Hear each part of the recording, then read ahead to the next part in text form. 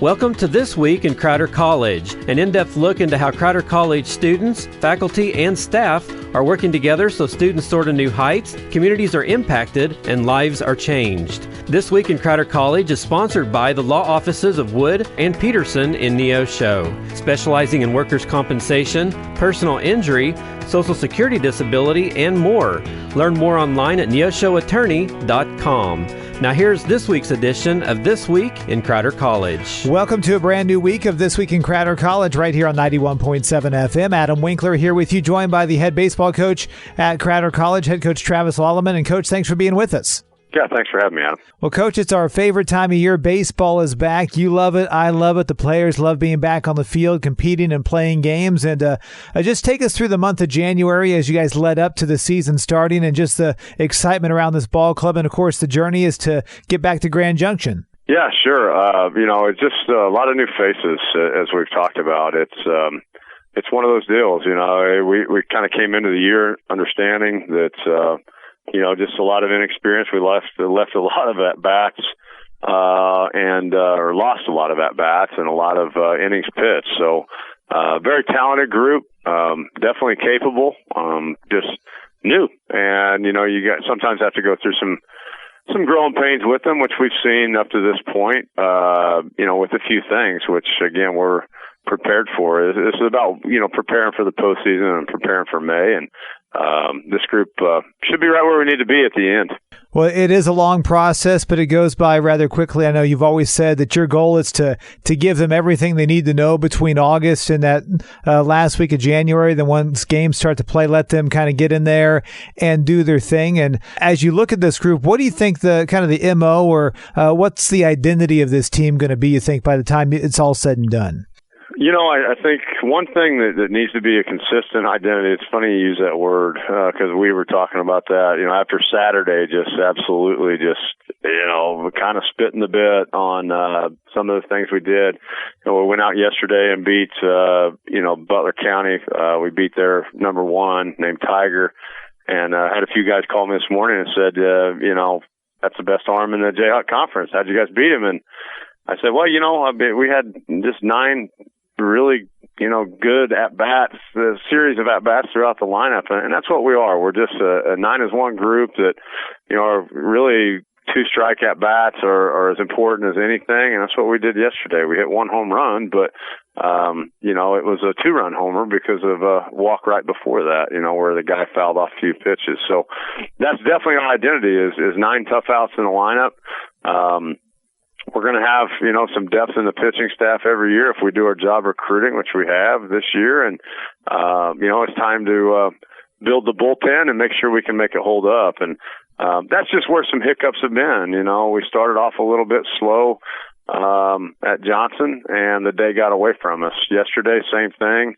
Game 1 was great. Pitched well, did everything well. Game 2.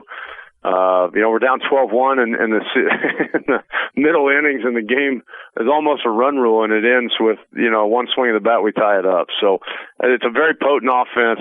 We've just got to learn who each other are and be able to trust that and get out of showcase mode a little bit and go play as a group. Well, you mentioned just a lot of new talent on the team. And what are some of the guys who've come back from last year who have some experience for you? Well, the main one with most of the experience is Houston King. Had over 200 at-bats for us last year on the offensive side.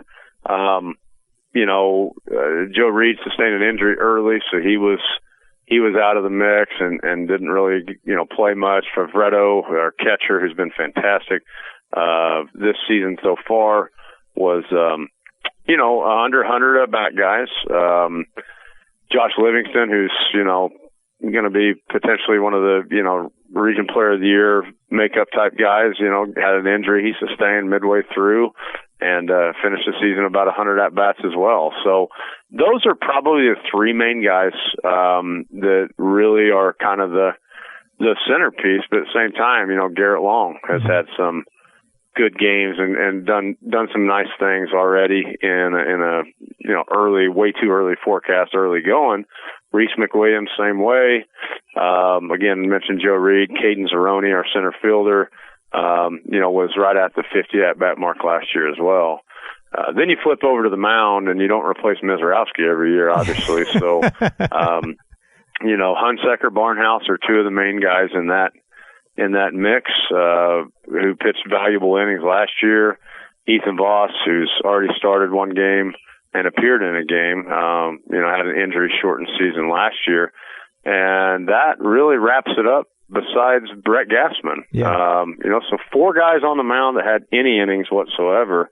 And 2 of them were very shortened seasons, and with Hunsaker and Barnhouse throwing in the 40-inning range. So, again, the inexperience, everybody's young in junior college, so yeah, it is what it is. But the inexperience is shown, but championships aren't won in February. It's about learning your group and understanding what we have to do. Well, speaking of championships, I heard Andy Reid say the other day, they asked him, these rumors about retiring, and he said, I love the process. I love taking talented kids, being able to teach them more about the game and seeing them grow. And I feel you're kind of in that same boat. You love the process of taking a kid who's really talented and trying to help and mold them, make him into the best player that they can be. And tell me about that drive for you. Where does that come from, and what gives you that joy?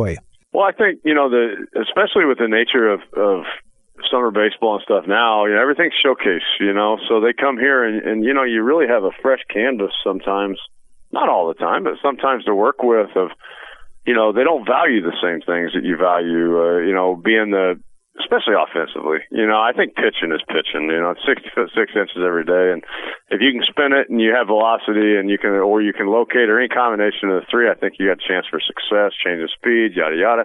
I think hitting is where it's multifaceted. Understanding, that 6 pitch at bat that ends in a strikeout where we score 3 innings has probably got a lot to do with your at bat as anything, and I think we had a couple of those yesterday. So that's just a pretty basic example, but I love that part of it because, sometimes the high school organizations maybe don't get as much time because of multiple sport kids, stuff like that.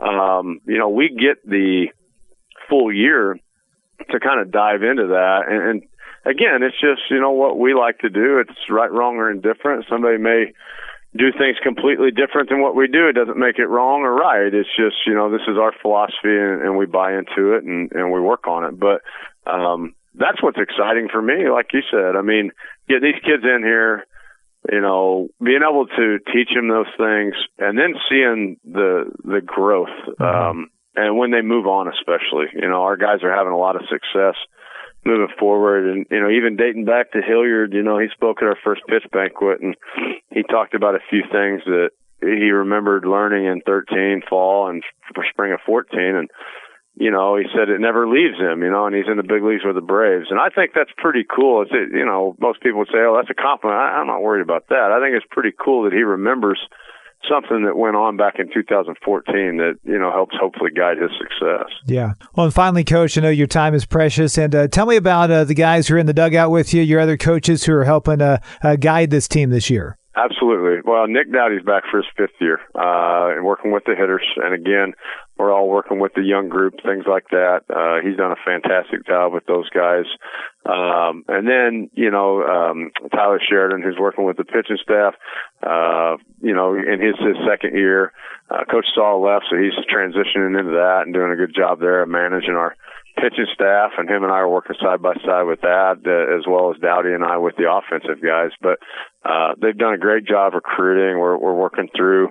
It never stops. It's kind of a vicious cycle. You have guys you're coaching, guys you're recruiting, and then guys down the line. So it's fun. We have a fun time together. And before the meeting I was just going into, before we had to back this up, we're 5-3 on the year, which is Dowdy said, looks at me, he goes, man, I'm not used to this. And I said, yeah, I know. It's been a couple of years where we had an older group and sophomores win early.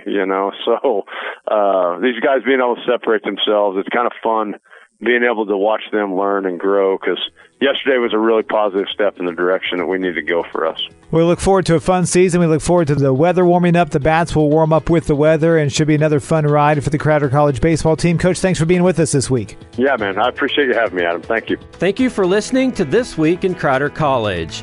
This Week in Crowder College is sponsored by the law offices of Wood and Peterson in Neosho.